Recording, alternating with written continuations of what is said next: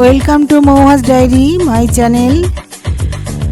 সর্বমঙ্গলা মঙ্গলে শিবে সর্বাত্ম সাধিকে শরণ্যে ত্র্যম্বকে গৌরী নারায়ণী নমস্তুতে।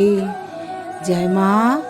এই বাসন্তী পুজো এসেছে বন্ধুরা, সেই নিয়েই তোমাদের আজকে অন্নপূর্ণা পুজো, রামনবমী আর এই বাসন্তী পুজো নিয়েই তোমাদের আজকে ভিডিওটা নিয়ে এসেছি বন্ধুরা। তোমরা একটু শুনে নাও, তার কথা বলবো, ভগবানের কথা। তোমরা ভালো লাগলে আমার চ্যানেলটা সাবস্ক্রাইব করবে আর ভগবানের নাম, মায়ের নাম একটু প্রচার করো। বাসন্তী পুজো আসলে শারদীয়া দুর্গাপুজোর চেয়েও প্রাচীন। হিন্দু শাস্ত্রে এটিকে বলা হয় আদি দুর্গাপূজা। চৈত্র মাসের শুক্লপক্ষে এই পূজা পালিত হয় বলে একে চৈত্র নবরাত্রি বা চৈত্র দুর্গাপূজাও বলা হয়। রামায়ণের সাথে সংযোগ।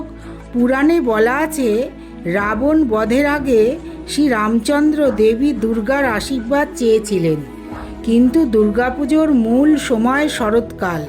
রাম তখন চৈত্র মাসে অকালে দেবীকে আহ্বান করলেন। সেজন্যে শারদীয়া দুর্গাপুজোকে বলা হয় অকাল বোধন। আর চৈত্রের এই পূজাই আসলে মূল সময়ের পূজা, যা পরিচিত হলো বাসন্তী পূজা নামে। রাজা সুরতের কাহিনী বলছি বন্ধুরা, শুনে নাও। এই মার্কেন্ডেয় পুরাণে উল্লেখিত আছে যে রাজা সুরত ও বৈশ্য সমাধি মিলে ঋষি মেধসের আশ্রমে বসন্তকালে প্রথমবার দেবী দুর্গার পূজা করেছিলেন। সেই থেকেই বাসন্তী পূজার সূচনা। রাজা সুরতকে বাসন্তী পূজার প্রথম উদ্যোক্তা বলে ধরা হয়। শারদীয়া বনাম বাসন্তী পূজা।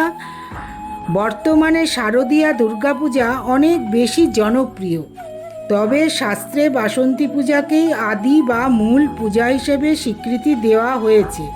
বাংলার বনিদি বাড়িগুলোতে আজও এই পুজো অত্যন্ত নিষ্ঠার সাথে পালিত হয়। বাসন্তী পুজো এই 5 দিন ব্যাপী চলে।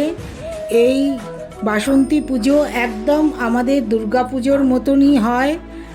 ষষ্ঠী এবারে পড়েছে 2026-এ 24শে মার্চ থেকে শুরু হয়েছে ষষ্ঠী, সপ্তমী, অষ্টমী, নবমী, দশমী। এই অষ্টমীর দিন হবে এই অন্নপূর্ণা পুজো অনুষ্ঠিত হয়। আর এই অষ্টমীর দিনকে সন্ধি পুজো হবে। অষ্টমী আর নবমীর সন্ধিক্ষণে, তারপর পুষ্পাঞ্জলি, সন্ধি পুজো হবে। আবার নবমীর পূজা আছে পরের দিন 27শে মার্চ মহানবমী, এবং নবমীর পরে হবে দশমী। 28শে মার্চ বিজয়া দশমী পালিত হবে। মা দুর্গার বিসর্জন হবে। একদম শারদীয়া যেরকম মা দুর্গার পুজো হয়, সেটা চৈত্র মাসেও এই পুজো হয়। দশমীতে মিষ্টি খাবার খাওয়ানো হয় মা দুর্গার বিসর্জনের পরে। বন্ধুরা, এইবার দেখো এই বাসন্তী পুজো আমি তোমাদের দেখাচ্ছি বার্নপুরের খেয়ালি সঙ্গে এই বাসন্তী পুজো অনুষ্ঠিত হয়েছে। আমি গেছিলাম, তাই তোমাদের এই বাসন্তী পুজোর ভিডিও দেখাচ্ছি, তোমরা দর্শন করো বন্ধুরা। আর এই অন্নপূর্ণা পুজো বাড়ি ময়দানে হয়েছে। অষ্টমীর দিন এই অন্নপূর্ণা পুজো অনুষ্ঠিত হয়। চৈত্র মাসের শুক্লাষ্টমীতে কাশীতে দেবী অন্নপূর্ণা অবতীর্ণ হন। নিষ্ঠাভরে দেবীর আরাধনায় সংসার হয়ে ওঠে পরিপূর্ণ। ভক্তিভরে দেবী অন্নপূর্ণার আরাধনায় দূর হয় অভাব অনটন, সংসারে আসে সমৃদ্ধি। এই অন্নপূর্ণা পুজো নিয়ে তোমাদের বলছি বন্ধুরা। দেবাদিদেব মহাদেবের ভিক্ষার ঝুলি যিনি অন্ন দ্বারা পরিপূর্ণ করেন, তিনি হলেন দেবী অন্নপূর্ণা। দেবী শুধুমাত্র দেবাদিদেব মহাদেবের ঝুলি পূর্ণ করেন না, দেবী অন্নপূর্ণা অন্নদাত্রী। দেবীর কৃপায় ঘুচে যায় সমস্ত অভাব, সংসার হয়ে ওঠে পরিপূর্ণ। পুরাণ মতে দেবাদিদেবের সঙ্গে দেবী অন্নপূর্ণার মতবিরোধ হলে অন্নপূর্ণা দেবী কৈলাস ত্যাগ করেন। ফলে শুরু হয় খাদ্যের অভাব, ঘটে মহামারী।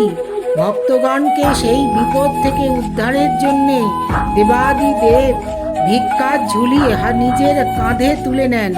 কিন্তু দেবীর মায়ায় ভিক্ষারও আকাল ঘটে, ভিক্ষা মেলে না। অবশেষে দেবাদিদেব শোনেন কাশীতে এক নারী সকলকে অন্নদান করছে। দেবীকে চিনতে মহাদেবের এতটুকুও দেরি হয় না। অবশেষে মহাদেব দেবীর কাছে ভিক্ষা গ্রহণ করে ভক্তগণকে মহামারী এবং খাদ্যাভাব থেকে রক্ষা করেন। দেখো, দেবাদিদেব মহাদেব ভিক্ষে চাইছে, মা অন্নপূর্ণা অন্নের পাত্র নিয়ে এই অন্ন দান করছেন, মহাদেবকে ভিক্ষা দিচ্ছেন। এই দেবাদিদেব মহাদেব মা অন্নপূর্ণার কাছে ভিক্ষা গ্রহণ করছে। এই অন্নপূর্ণা পুজো 26শে মার্চ অনুষ্ঠিত হলো। এই আজকে অন্নপূর্ণা পুজোয় গেছিলাম, তোমাদের তাই দেখালাম। এই খেয়ালি সঙ্গ বার্নপুরে তোমরা এখনও দর্শন করতে পারো। এই অন্নপূর্ণা পুজো হয়েছে বার্নপুরে বাড়ি ময়দানে, আর এই বাসন্তী পুজো দুর্গা পুজো অনুষ্ঠিত হয়েছে এই খেয়ালি সঙ্গ বার্নপুরে। দেখো কি সুন্দর এই অন্নপূর্ণার মূর্তি। আর যেন আমাদের সংসারে কোনো দিন অন্নের অভাব না হয়, সেই জন্যে অন্নপূর্ণার ঝুলিতে চাল নিবেদন করতে হয়। মা অন্নপূর্ণাকে চাল নিবেদন করতে হয়, পুজো করতে হয়। মা অন্নপূর্ণার কৃপায় যেন আমাদের সন্তানেরা, আমাদের সংসার ফুলে ফলে থাকে, যেন কোনো দিন অন্নের অভাব না হয়। মা দুর্গা এই সময় আসেন, এই চৈত্র মাসে এই নবরাত্রি পালিত হচ্ছে। প্রথমা থেকে আর দশমী অবধি নবরাত্রি পালিত হয় বন্ধুরা। আর ত্রেতা যুগে অযোধ্যায় সূর্যবংশীয় রাজা দশরথ এবং রানী কৌশল্যার পুত্ররূপে চৈত্র মাসের পবিত্র এই শুক্লা নবমী তিথিতে ভগবান বিষ্ণুর অবতার রূপে শ্রী রামচন্দ্র অধর্মের বিনাশ এবং ধর্ম স্থাপনের উদ্দেশ্যে ধরাধামে অবতীর্ণ হন। এই চৈত্র মাসের মহানবমী তিথিতেই শ্রী রামচন্দ্র জন্মগ্রহণ করেন। এই চৈত্র মাসে বাসন্তী পুজো অনুষ্ঠিত হয়। এই বাসন্তী পুজো চৈত্র মাসে হয়। আর এই বাসন্তী পুজোরই এই নবমীর দিনই শ্রীরামচন্দ্রের জন্মদিন।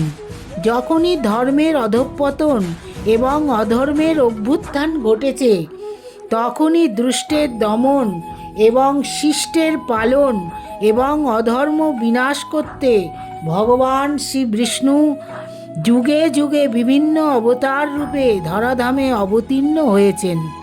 ত্রেতা যুগে অযোধ্যায় সূর্যবংশীয় রাজা দশরথ এবং রানী কৌশল্যার পুত্ররূপে চৈত্র মাসের পবিত্র শুক্লা নবমী তিথিতে ভগবান বিষ্ণুর অবতার রূপে শ্রীরামচন্দ্র অধর্মের বিনাশ এবং ধর্ম স্থাপনের উদ্দেশ্যে ধরাধামে অবতীর্ণ হন। তাই চৈত্র মাসের শুক্লা নবমী তিথিটি হিন্দুদের কাছে পবিত্র রাম নবমী হিসেবেই খ্যাত।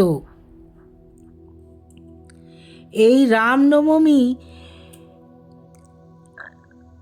27শে মার্চ শুক্রবার পড়েছে।